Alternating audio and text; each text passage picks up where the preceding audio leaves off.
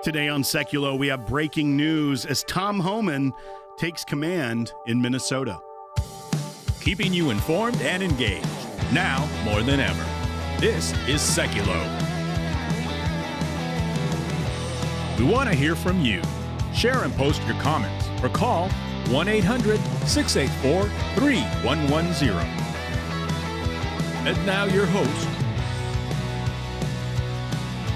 Hey, if you have missed seeing us these past few days, the Southeast was hit with a historic ice storm, and it went all the way up. I know there were blizzard conditions in the Northeast, and so we are just now getting back into our studio. Many in this area remain without power, so be praying for those that are without power and in very cold temperatures. But we are back in studio today. Also, bear with us as our infrastructure is a little taxed by this storm.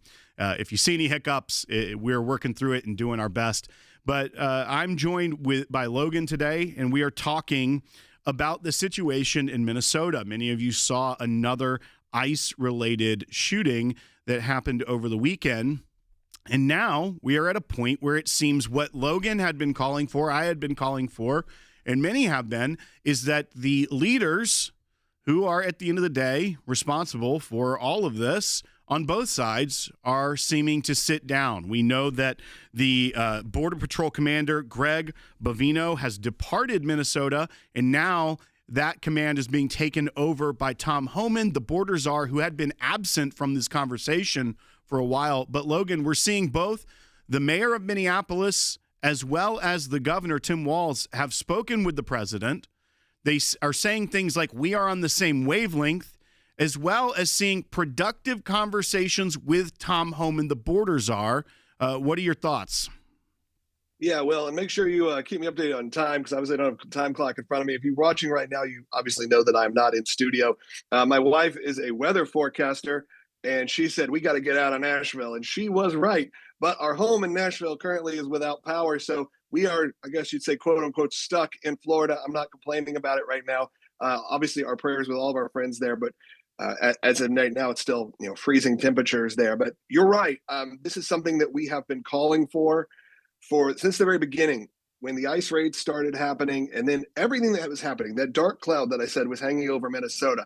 I said what we needed to do was get President Trump, Tim Walz, whoever it was, the mayor, to actually do their job, get in a room and meet together. This is no longer partisan. I think maybe that red line got passed with this last death that happened on the streets of Minneapolis. Now, again, of course, people are going to be highly polarized. They're going to have a lot of questions and a lot of reasons. But of course, you actually saw for the first time, maybe even some of those that were more on the conservative side say, you can't be going out and saying because someone has a weapon that they are, in fact, a criminal before those crimes took place and deserved somehow to die. I think that this is a moment of reflection for a lot of people in the conservative movement. And I think President Trump knows it. And I think he sees it himself.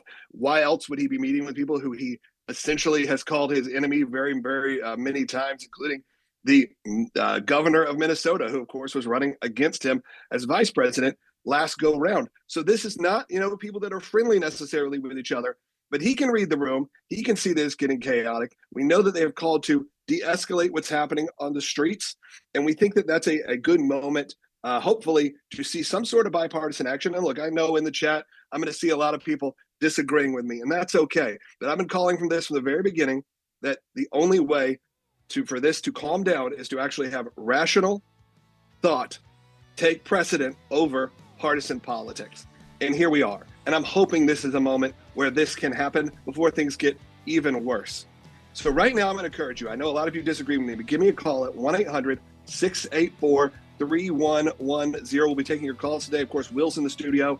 I'm here on location, I guess you'd say, remote. But we'd love to hear from you at 1-800-684-3110. Will. That's right, and we're going to get into some of these statements that were put out both on X as well as on Truth Social from the president, from the mayor of Minneapolis, and from the governor of Minnesota. We will be coming back to you in just a few moments here with more of this. Stick around, like the video, subscribe, leave a comment where you're watching from. We'll be right back with more on Sekulow. This morning, The challenges facing Americans are substantial. Minnesota, as the public uproar grows over the weekend killing of Alex Preddy. Some administration officials and allies telling NBC News President Trump is, quote, concerned about the future of immigration enforcement operations there. And that leadership shakeup on the ground with Border Patrol Commander Greg Bovino now replaced by Border Czar Tom Homan. We have Tom Homan there now. We put him in there. He's great.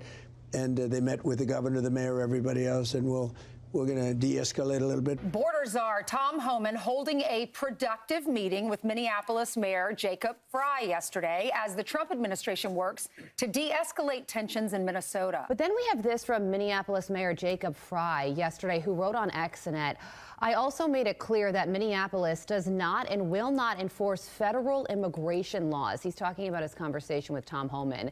And that we will remain focused on keeping our neighbors and streets safe. City leaders will continue to stay in conversation with Mr. Homan and his team. I think he means what he says. They have not worked with the feds ever. They believe they're a sanctuary city and that somehow or other they are above or beyond the federal laws. They're not. And that's part of what's led to the confrontations you've seen. Mr. Homan is doing an exceptional job, and he has been working with Secretary Noem and President Trump over the course of the last year. Secretary Noem still has the utmost confidence and trust of the President of the United States. New York Times poll in January when he was taking office, 90%, almost 90% of Americans support deporting every single criminal alien with a criminal record. Not clear what the path is moving forward as far as Minneapolis complying with the Trump administration. Governor Walz also released a statement through his office, and while he didn't make it clear, he didn't definitively state that Minnesota is unwilling to cooperate with the Trump administration.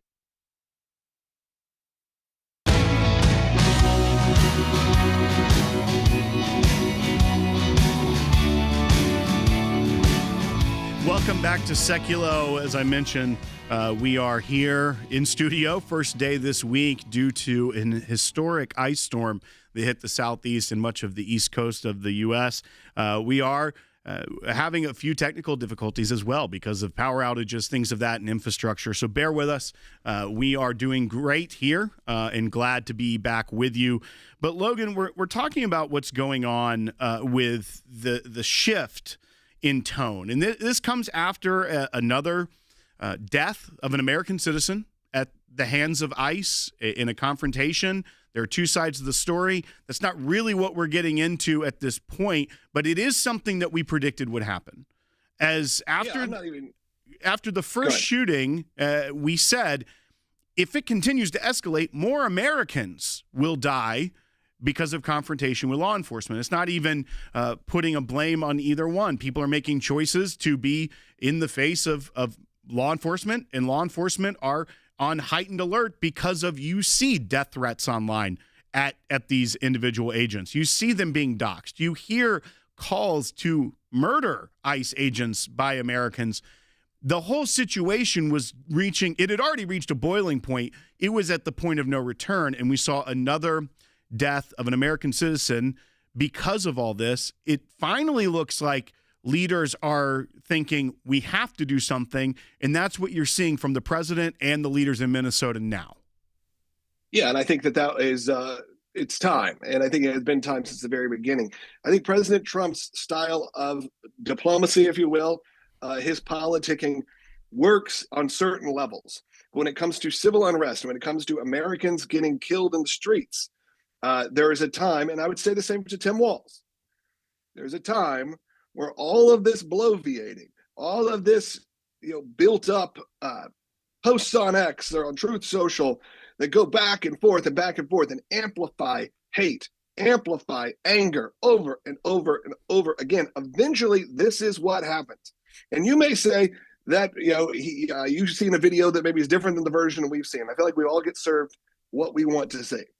But at the end of the day, 2 American citizens have been shot and killed by officers that were on duty as ICE officers. And I don't know a lot of information, I'll say, about who these officers were. But I do think we need to really take a look at what kind of training they're going through. You even have organizations like the NRA saying, I think what Kristi Noem said is improper because she was essentially saying in one of those quotes, well, he brought a gun to a protest. Well, I'm pretty sure that a lot of you remember everything that's gone on the last few years, and there have been plenty of people who have been lauded and celebrated on the conservative side for doing just the same thing, and they were not murdered in the streets. I think you can go back and forth over who. I don't think there's a right in this. I think you have people who are the ICE officers who may be doing what they've been told to do, but maybe need more training on how this goes on. You have agitators who are being aggravated by their state leaders. And now we are at the point, like Will said, where it felt like the point of no return. And I actually don't know if I agree with this point of no return. I think this is the point that maybe we had to get to. And I hate that we had to get to this point where it had to be bloodshed of American citizens to get to this point. But maybe that's what had to happen. You can go back and see all of the times throughout history where the Democrats did not stand up for conservatives that were shot also or murdered in the streets. That happened many, many times.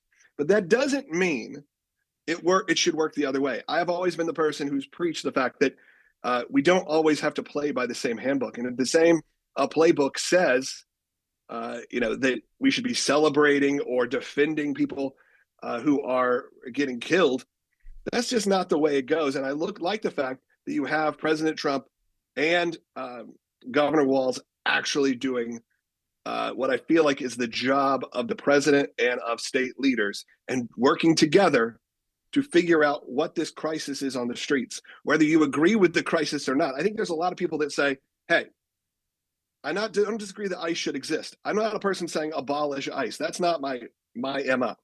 I think there's also people going, there's a difference between border security, which I think honestly, the left did not feel that way over the last 4 years. But I think a lot of people, normal human beings, felt there should be some changes to border security.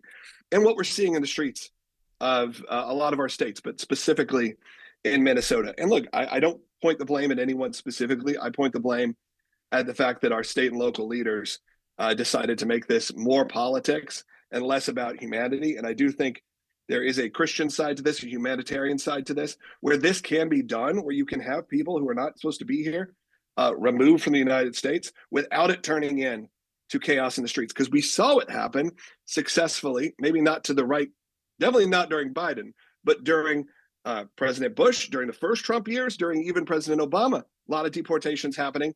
And you didn't see this on the streets. Logan, and I think one thing, and I want to get into some of these statements that were put out by the mayor, by the governor, by the president, by Tom Homan himself.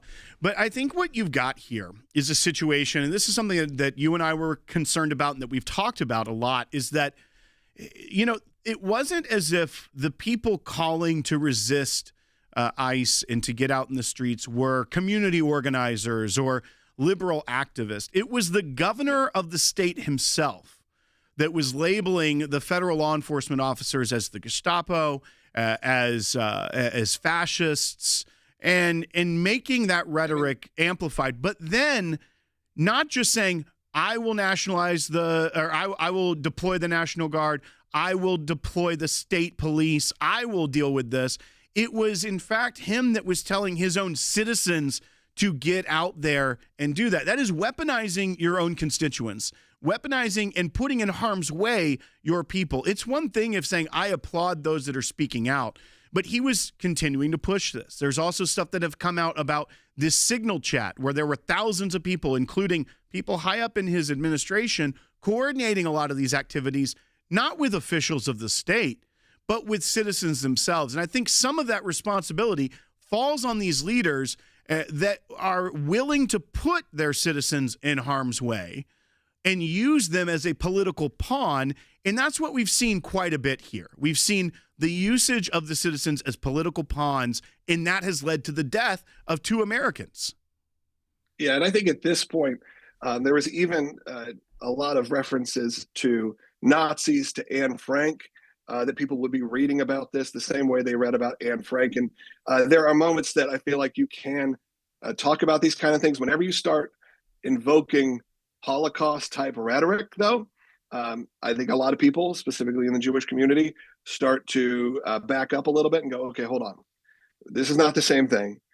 Anne Frank was, in fact, a citizen of the country who was being targeted because of her ethnic background / religious beliefs. And you start talking about Anne Frank in that situation, and it becomes more and more hostile. I mean, it was Holocaust Remembrance Day yesterday. We even had people on the conservative right and look high up that seem to be afraid to use words like Jewish or talk about the importance of Israel. We're still dealing with a lot of that in today's society. And what I'd like to hear from you, Will, is there seems to be, and look, I'm here out of state right now, and I'm listening to a lot of local radio or local television. There seems to be a breath of fresh air from Tom Homan, that Tom Homan is who people are celebrating right now as potentially the savior in this situation. And I don't think any of us really predicted that, but I guess it's because he has a history of working with other administrations. Well, and I think, Logan, that's the problem. The left demonized Tom Homan when he was brought on as border czar because he's a serious official. And he had a long career working with Border Patrol, with the Department of Homeland Security, and had even gotten awards under previous administrations like Barack Obama for his work. But because he worked with President Trump, he was demonized. But now all of a sudden, he's like the peacemaker. He's the broker of this. But this is a post he put out on X. It says, "Today I met with Governor Walz, Mayor Frey, and the top law enforcement officials to discuss the situations, the issues on the ground in Minnesota. We all agree that we need to support our law enforcement officers and get criminals off the streets. While we don't agree on everything, these meetings were a productive starting point, and I look forward to more conversations with key stakeholders in the days ahead. President Trump has been clear. He wants American cities to be safe and secure for law-abiding residents, and they will be." And, Logan, we've only got about 50 seconds here left, so I'll take us to the break. But once again, that is what we are seeing out of serious leaders like Tom Homan, someone that was demonized by the left as being a radical for wanting to control the border. And you see that statement is not something far-fetched. You're also seeing the mayor himself saying that he and the chief of police met with border czar Homan and had a productive conversation. Because once again, when you do sit down and realize that the federal government has authority to do things and the state has the ability to not get in the way and make this chaos where citizens die, then you start to see a different story. And it was all done for political games in Minnesota. So we will get into more of this when we get back, but I think it is revealing, as Logan said, that Tom Homan is now the voice of reason here. We'll be right back on Sekulow. Cece, we have an exciting announcement, but maybe we need to back it up a little bit for people who maybe don't remember or need some refreshers of what was going on in Colorado just a few weeks ago. In Colorado, we had these pastors from several different churches that were simply doing what they believe is their biblical mandate of reaching out to the less fortunate and feeding them. And so they were at this picnic place, and they would feed the homeless every Tuesday. They did this for 4 years at the park with no problems. But then the city decides, and they literally said this, they're going to crack down on this ministry.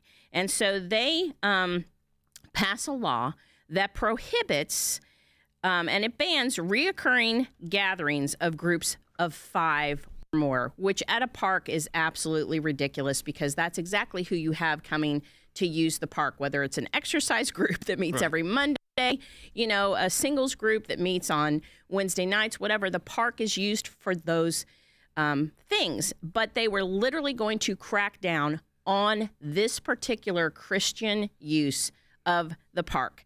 And so they literally arrested 3 pastors for feeding the poor under this law. And we immediately jumped in and defended them. Right. And we filed a motion to dismiss immediately. And when the prosecutor had tried to delay, had some delay tactics, but on the day that they were to file their opposition to our motion to dismiss, the prosecutor dropped the charges against these pastors. They felt the pressure. They knew what was coming. We will continue to fight the law. And if we win on that, we win that for, again, not just our clients, but pastors and churches in that area that want to do the same kind of ministry.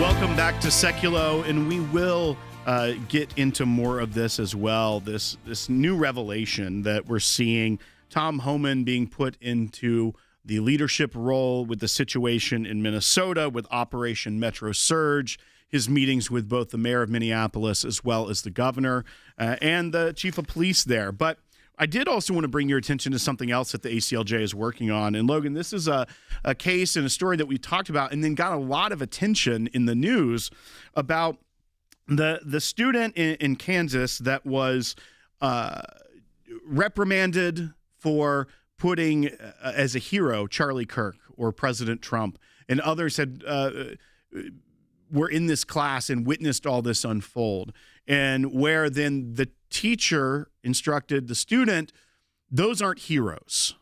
And so, one, it was limiting the free speech of the client, but as well as they set in rules that it couldn't be a religious figure or a political figure, but then they had other controversial figures that were put on the whiteboard as well that were fine. So this was a clear case of viewpoint discrimination. Our attorneys are representing this family in Kansas, and we have filed federal complaints with the Department of Justice. So outside of even the court system, a direct discrimination complaint with the DOJ as well as the Department of Education on this issue. But it got a lot of press. And the state legislature is now wanting to do something about this as well. The legislature is holding hearings in Kansas on this very issue on a new bill. And this bill would initiate in the Kansas Senate. It says an act concerning education related to student expression, enacting the Safeguarding Personal Expression at K through 12 Schools Act, authorizing students to engage in protected speech or expression, providing limitations for such speech or expression, and providing a civil cause of action for violations of the act. So giving a pathway for remedy within the state court system. But Logan, also our clients will be testifying before the Kansas legislature on February 3rd, and our attorneys will be going there as well to tell the story of what happened to them and how a bill like this could protect not just our client, but every student in Kansas from viewpoint discrimination and silencing of their free speech. Yeah, I mean, it's been sort of the bread and butter of the ACLJ for a very long, long time, which is making sure students have the right to speak their mind and say what they believe, of course, within some constraints. But when the school specifically said they didn't put in that rule saying no politics, no religious figures. And look, sometimes that happens. Even the school my kids go to, occasionally we'll get an email saying, hey, no political T-shirts today, and I'm okay with that. I'm okay with saying, you know what, we don't always have to try to have some sort of disagreement. But when you left it open to everyone, and then specifically a teacher decides who he gets to decide who is a hero and who is not, that is where the ACLJ can step in. And of course, when you're talking about a president of the United States or a sadly assassinated political figure, if you will, political commentator with Charlie Kirk, at this moment, you may disagree with the views of President Trump. You may disagree with the views of Charlie Kirk. But you can't tell me they would probably be doing the same for Barack Obama or previous presidents or previous commentators who were slain for their beliefs, which, of course, sadly, America has a lot of those. This is not something the ACLJ takes lightly. Our team is able to jump at it. What I love about it is the fact that we do have a team all over the country. So, of course, when some states, including our media center, which is just able to open up today, and me, who is not able to even get there right now, are maybe temporarily closed or having some issues, we have ACLJ attorneys and staff all over the country ready to work, and they never stop. And, of course, that is because people like you support the work at ACLJ.org and support the rights of those students at ACLJ.org. You can make a donation. You can support the work. Of course, there's a lot of different ways, a lot of great free information there, nothing behind a paywall. I do want to encourage you right now, if you are watching, usually we take phone calls, but of course, as Will said, there have been some technical difficulties. So later in the show, I would love to hear from you, even if you're watching on YouTube or on Rumble, and I'll have our social media team and usually the people who screen the phone calls go through our YouTube and Rumble and look at questions that come in. Maybe start your post with question, big caps, question, so they can sort through them, and we'll pick a few out and we'll try to have them on the air, and maybe put your first name as well. That would be great, because we still would love to answer your questions, because I know a lot of you are tuning in, not just because obviously the work of the ACLJ, very important. We're always going to talk about that. I know some of you say, you watch this for the news, and that's fine. We'll give you the commentary. We told you this was going to happen. It was going to get more and more heated. And I told you what I thought the solution was, which was for President Trump and for people like Tim Walz to put their partisan politics aside for a few minutes, as hard as it is, because I know they've been nasty to each other and they've said things that are egregious on both sides. Let's just be honest. On both sides, stuff that if it was said about you, you probably would not want to be friends with that person. But this is not about being friendship. This is about diplomacy. This is about politics, or not about politics. This is about making sure our country is safe. So I'm happy they're doing this, but it has been weird to watch the coverage of all of this as we've been a little disconnected with the winter storms that, obviously wrecked the Nashville area, destroyed the Nashville area, really. And again, I have not been able to get into the studio. I've not been able to leave where I'm at right now. And it's been crazy, but I'm able to watch television coverage and listen to local coverage. And one of the things Will and I were talking about was this sort of savior of Tom Homan coming in, replacing some of the voices that we've heard. And Will, that's also one of the things too, is that not only Tom Homan is coming in, it seems like there's going to be changes on the ground as well, in terms of who is going to be talking to the press and who is going to be talking specifically to the governor and to the mayor. Well, that's right. As we talked about, with Tom Homan being the individual that it seems to be interfacing with the leadership there, but they have also, it says that they have agreed that some federal agents will begin leaving the area. So I feel like what we're going to see is maybe a de-escalation with the folks that are coordinating, that are on the ground, that are I mean, when you read about even the signal chat and the level of sophistication it comes to how they were tracking ICE. Can we talk about that? Because that is actually something that I have not heard, that has not really come upon my news feed here. Tell people who don't know, what is the signal chat? So there's this signal chat that was infiltrated by some individuals that were journalists and have been reporting on it. But what it effectively was is using the encrypted messaging, and we've only got about a minute and a half here, so we'll get into it as well. But this journalist got in there and saw how there were databases and coordinated, sophisticated methods of tracking when they found license plates they believe were belonging to federal agents. They could put it in there. They could list areas where there was going to be surging. They could surge resources, and by resources, I mean agitators, to get to those areas as quickly as possible. There were instructions on how to disrupt, how to make a commotion and things of that nature. And the FBI is now saying that they are investigating this. And we can even bring it up as well, because there were some high-level officials within the Walz administration that were a part of this, what appeared to be a part of this. Many people were going by pseudonyms in this chat as well. But it also reveals that narrative. This isn't just organic protesting, which people on the right have been saying for a long time. This isn't just organic free speech activity. Not saying that coordinated free speech isn't also protected, but you have to start seeing what was take place, how this was operating, because it was highly sophisticated operation at disrupting federal law enforcement. We'll get back to that in the next segments ahead. Welcome to the all-new ACLJ app. Expert analysis and insight big tech can't censor. Customize your news and get real-time alerts on the issues you care about. Advocacy is now at your fingertips. Take action, make a difference. Support the causes you care about with just one tap. Be the first to know. Breaking news alerts sent straight to your inbox. Everything you need, all in one place.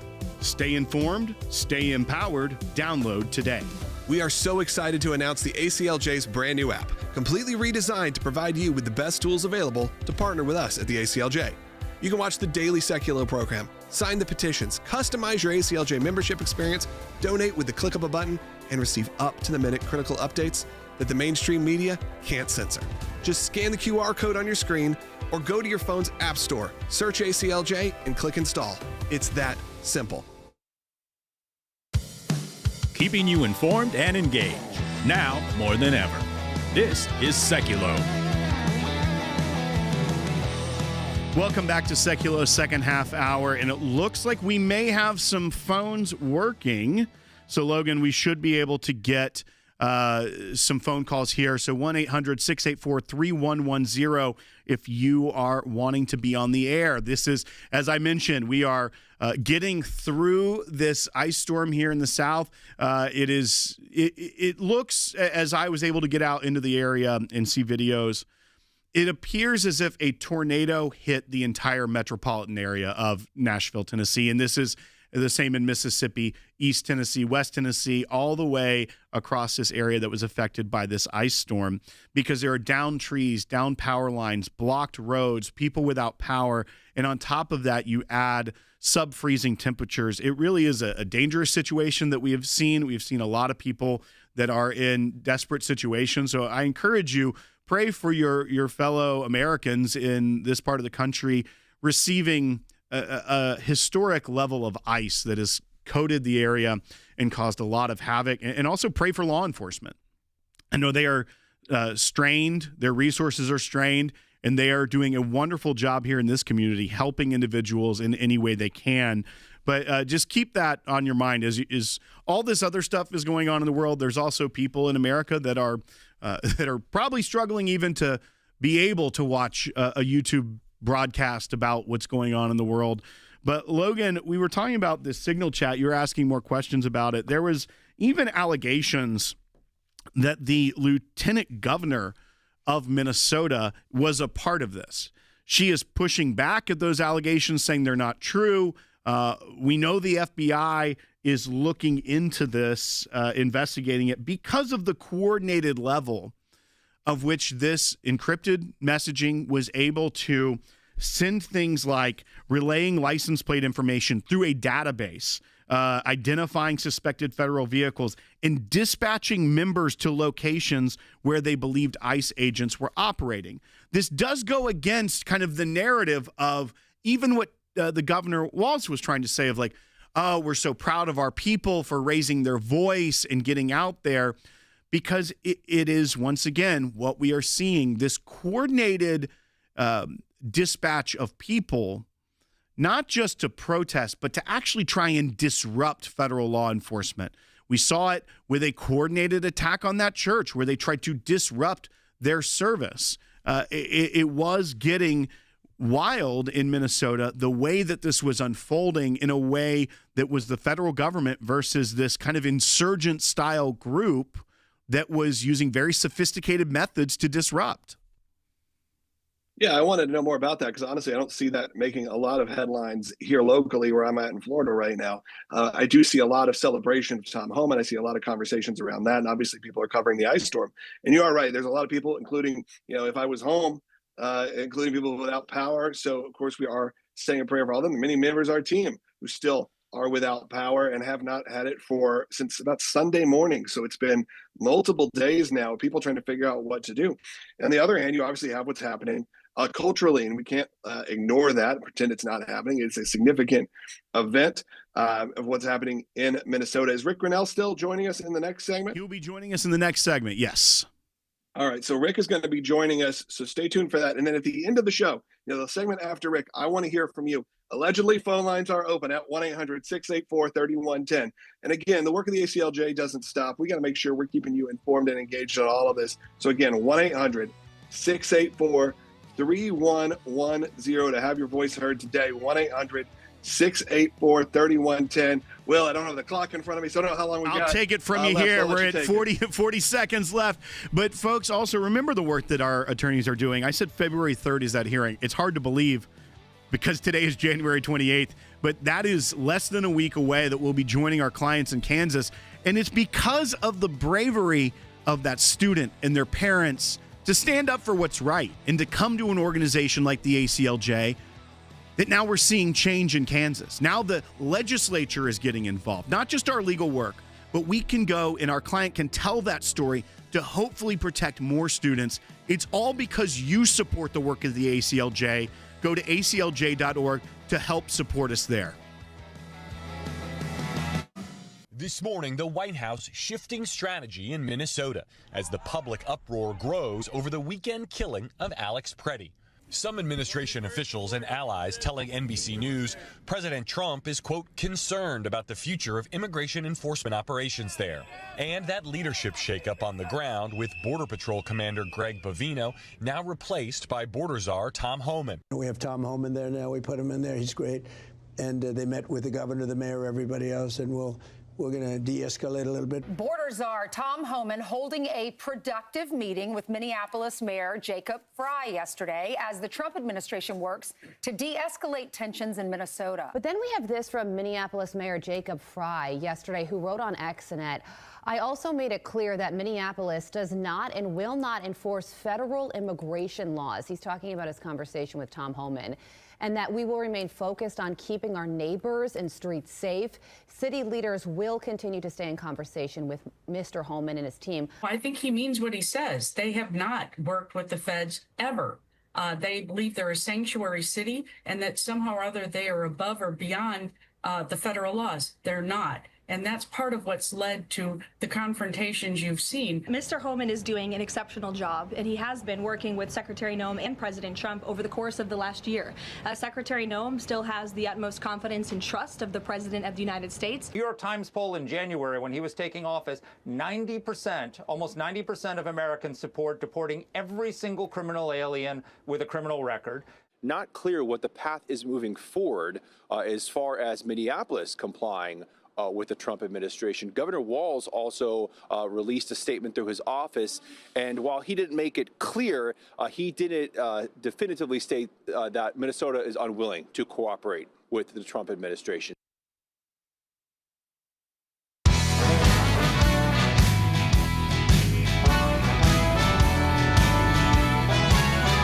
Welcome back to Sekulow. Will Haynes here. I'm joined by Rick Grinnell. And I want to say thank you to everyone for calling in, for engaging today. This is our first day back in the studio after that crippling ice storm that hit the southeast. And I also want to remind you, phone lines are back up. So 1-800-684-3110. Thank you for being patient as we work through some of these infrastructure issues that are still ongoing in this area. But Rick, I wanted to talk about this because, one, I think it's pretty remarkable what you've seen already with how Tom Homan has now become almost like a celebrity for the left of being the voice of reason and being able to talk to one another.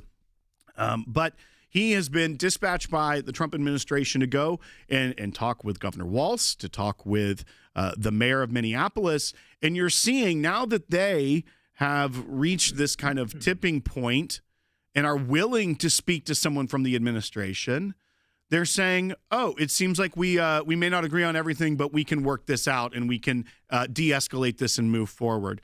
Ignoring the fact that their policies were what escalated it, and they're calling on their own citizens, weaponizing their own citizens against the federal government is what got us to that in the first place. But I just wanted to see the Rick Grinnell-style diplomatic sit-down seems to be working here. Look, we can't be afraid to talk to people that we disagree with. I think it's really important that we get back to that. In America, we've really lost the ability to talk. We go on social media and just bombard each other with statements, and nobody's really listening. I love talking to people that disagree with me. As long as everyone is calm, you wait your turn and then share what you believe. And maybe when it's not your turn and you're listening, maybe you learn something. But we got to get back to having respectful dialogue. And I think this is what President Trump just did. He called up the governor of Minnesota, or spoke to the governor of Minnesota, and was able to kind of openly share, look, what we're trying to do is remove criminals from your community. Surely you can agree with that. If you don't like the tactics of how it's unfolding, then let's talk about the tactics. But we both share the goal of removing people who are problems in society, who are creating chaos, who are making our communities unsafe. And I think Secretary Kristi Noem has done an amazing job of showing that she too is focused on the goal and just wants to be able to talk about the tactics. I find Secretary Noem to be doing a great job because she is approachable, she's calm, but she's also firm, and she's got a lot of resolve to do a very difficult job, which is enforce the law. And lastly, I'll just say I think the Democrats have made a huge mistake because they started down this road years ago of defunding the police. Now they're trying to defund the immigration police, and it's not working for them. And I think that you see the mayor and the governor and others kind of crying uncle to say, okay, we're losing this battle. We are trying to highlight bad tactics, but we do share the goal of making our community safer. Well, and Rick, what we've seen is this coordinated effort by groups on the ground. There's this signal chat that has been discussed and discovered about how coordinated it was to, track federal law enforcement and then dispatch disruptors and agitators to those certain places.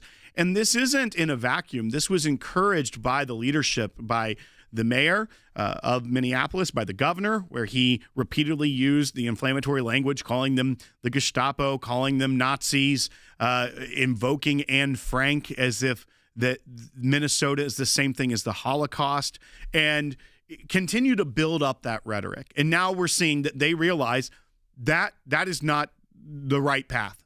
It's going to keep getting worse. We have two of our constituents, two of our supporters that were killed as a result of this.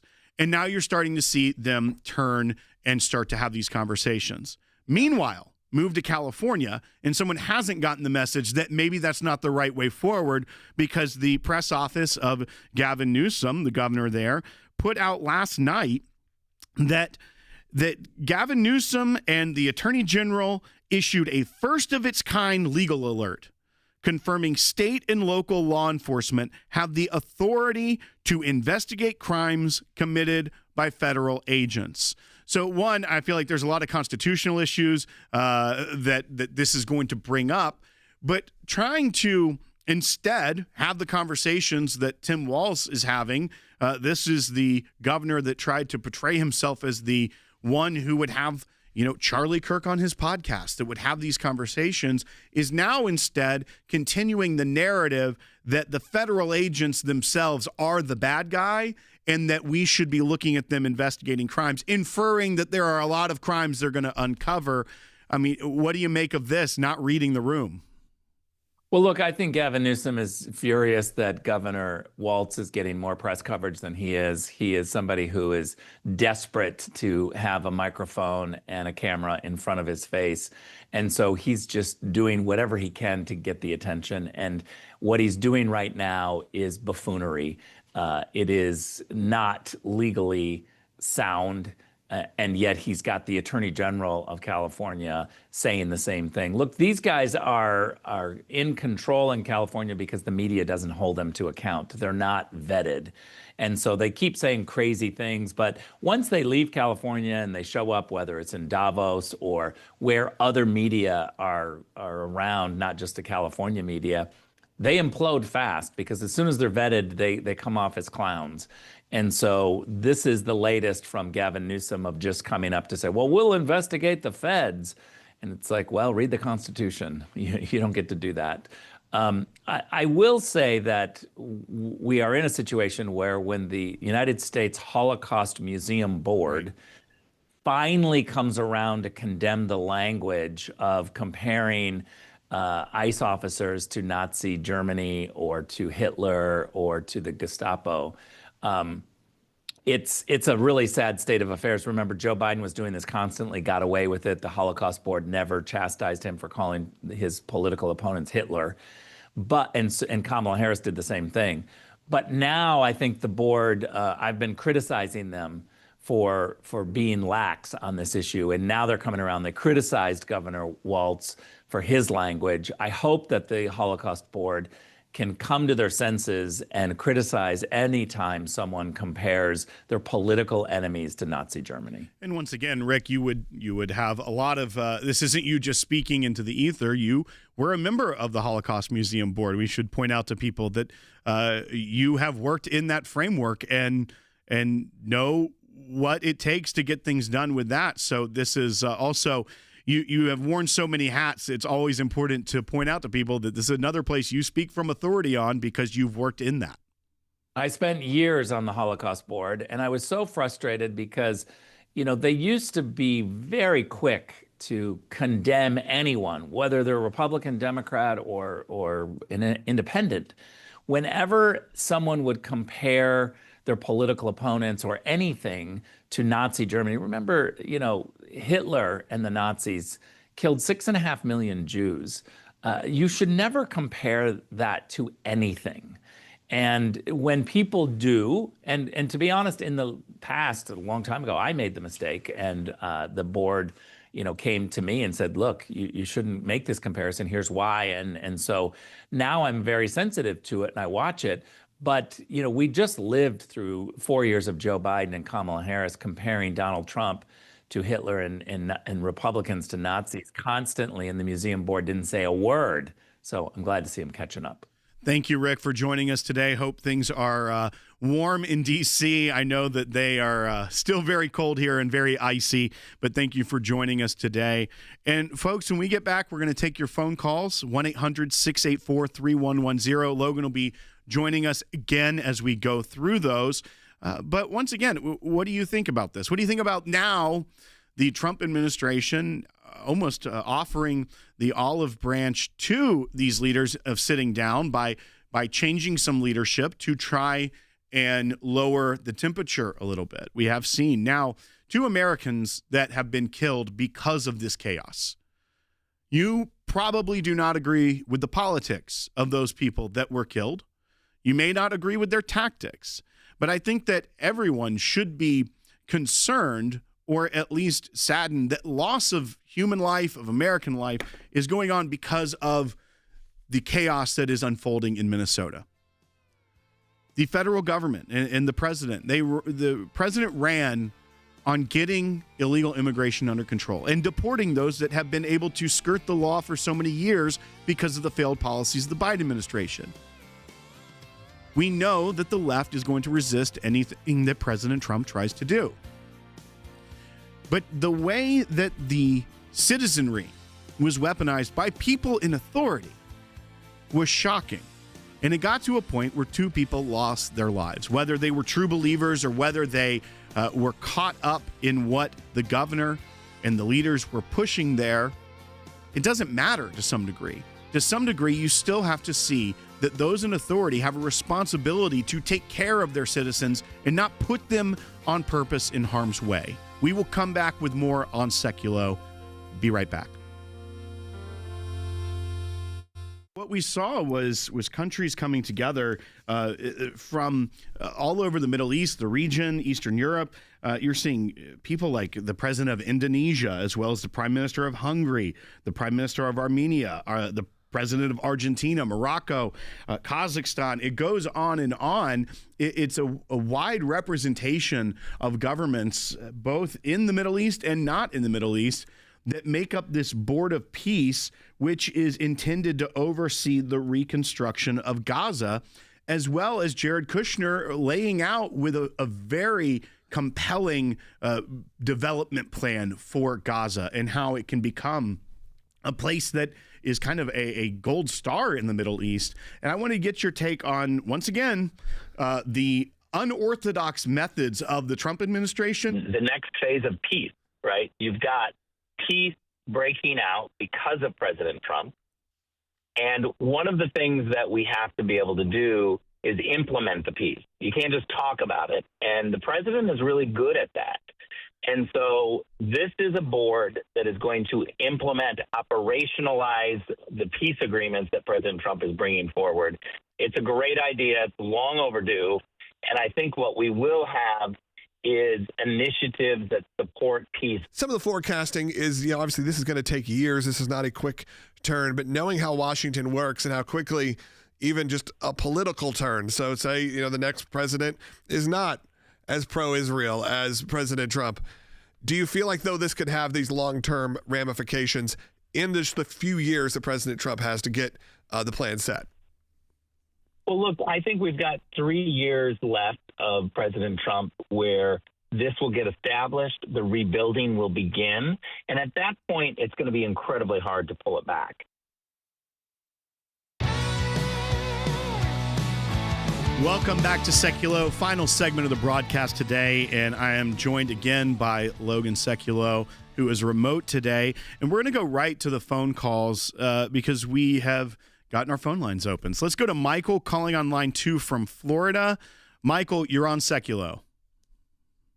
Gentlemen, I just want to compliment President Trump in the fact that he is, as in his own words said, he's shaking things up a bit. Not that he necessarily thinks that, the former is not doing a great job, but that, he just wants to put in a new forward person, Mr. Holden, in that spot. But secondly, I also want to give some, credence to Governor Walz in the fact that he has come to the table. He's, in my opinion, in kind of the middle, because I think that he knows, in my opinion, that there is an impending accusation of huge fraud in that state. So as opposed to furthering the, situation of violence or whatever that they've tried to do, he's kind of had this come to truth moment. Yeah, and Michael, once again, you mentioned to the call screener, he's kind of a lame duck governor at this point because of the fact he's not running for re-election. It's just he is up again, or rather the governorship is up this term. We've seen that Amy Klobuchar, the senator from Minnesota, has already announced that she will be seeking that nomination to be the Democrat in that race. And yeah, Logan, to this point, to some degree, it felt like they escalated the ICE thing so aggressively from their side because of all the fraud allegations and how poorly run the state was. So then all of a sudden you see how organized their protest movement is, but yet their government wasn't organized enough to keep fraud in check. Yeah, I mean, Minnesota has been a topic of interest, I feel like, for us for now a number of years. But really, over the last month or so, it has been a discussion point, whether that was ICE, whether that was fraud. Of course, you can go back years to the George Floyd death that then led to the city burning. I mean, there's been so much that's happened in Minnesota over the last handful of years that really kind of has to reframe everything. But yeah, we were talking about Minnesota in terms of the fraud situation for what just felt like days. And then all of a sudden, it all broke out over the ICE situation. So Minnesota became sort of the center of all conversations, which is crazy that this would happen. I do think that our caller is at least partially right. I think they can read the tea leaves a little. They can see where American people are on. They know they need to get together. They need to talk this through. They need to have some sort of cooperation. And yeah, you may be right that Tim Walz sees the fraud aspect and going, well, this is a great, not only distraction, this could be a great way to become a little bit more buddies with President Trump and see where that goes from. I actually start to believe a little bit other ways, which is, where does Tim Walz go from here? If he just announced that he is not going to seek re-election, and then he becomes somewhat of a superstar to the left right after that, where do you go? Maybe he runs for Amy Klobuchar's seat, which will be vacant shortly in the Senate. Maybe he runs for president of the United States. We will see, because that is only a couple of years away from when you really have to get that going. And I wouldn't be surprised if you saw a rock star Tim Walz emerge, who is still more appealing to a lot of people than a Gavin Newsom, because remember the whole, oh, shucks, kind of a personality they put on him. They'll slap that right back on him, and all of a sudden, though, he's that, but he's someone who was able to get control of his situation.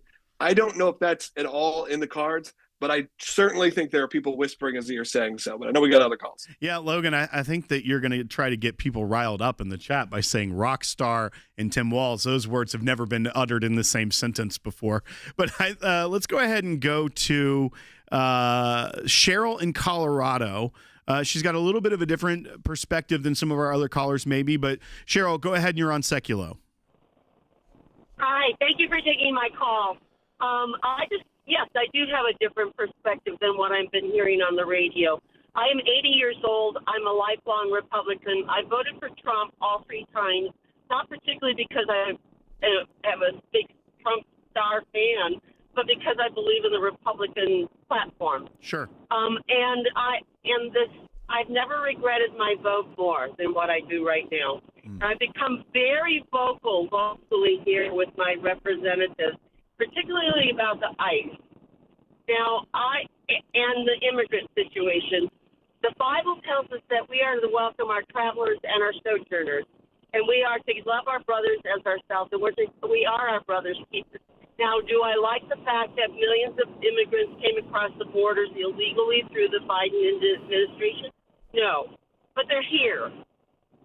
And so, and we need to take care of them. Cheryl, I'm just jumping in here because we only have a few minutes left, but I hear what you're saying. And I think, one, you are representative of a lot of people right now.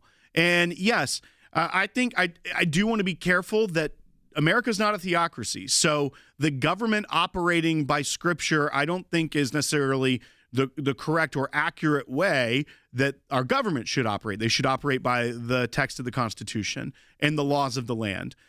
On the counterpoint to that, yes, I understand. There are many great Christian organizations that are specifically reach out to immigrant communities. But the American government does still have the job and the role to protect the sovereignty of the United States and to uphold the laws. Now, what you are saying is reflected. A lot of people even started to turn against the language coming out of the administration when you saw Kash Patel, you saw the director of DHS, Kristi Noem, say things like, well, it could be justified if you show up to a protest armed. And that goes directly against what a lot of proud pro-Second Amendment supporters have been fighting against for so many years. This has gotten to be a very messy situation where I think also, Logan, the Trump administration, we got about a minute and a half left, has said, we also need to come to the table here. Yeah, I think that they are very well aware that this is happening. When you have conservative groups and Christian groups start to turn on you and your President Trump, we're not talking about sort of the moderate, more liberal ones. We're talking about groups that have been historically on your side saying this has gone too far. And I think a lot of our listeners probably do back up what that caller just spoke to, which of course there's a side that we were all raised in to support and help our immigrant friends, our immigrant families.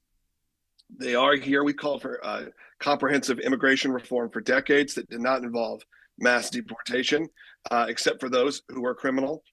And I think that there's still a path that way. It doesn't seem like that's where the American people really want to go right now, but maybe this will be a wake-up call to change. I do think, though, as Will said, we don't operate in a theocracy, but I do think personally you can have a lot of feelings that way. Right. You should be expressing your Christian faith however you feel is appropriate to Scripture. It should influence how you vote. It should influence who you support, how you support it. It may not always influence the law of the land from a scriptural point of view, but if we believe in the morality side of the Bible, we do believe in the morality side of Christianity, then of course it could influence it, because look at the 10 Commandments that are on the side of the Supreme Court of the United States. That's something we've been fighting for forever, because there are some basic truths that we all should kind of be getting around, and a lot of it has to do with people's religious beliefs. Now, I know we're wrapping up. We only got 15 seconds. I want you to support the work of the ACLJ right now if you can. Go to aclj.org. It's really important. We're going to be trying to be back tomorrow. Of course, thank you for dealing with our issues. Thank you for dealing with all the technical problems. I'll be in studio as soon as I can. Talk to you next time.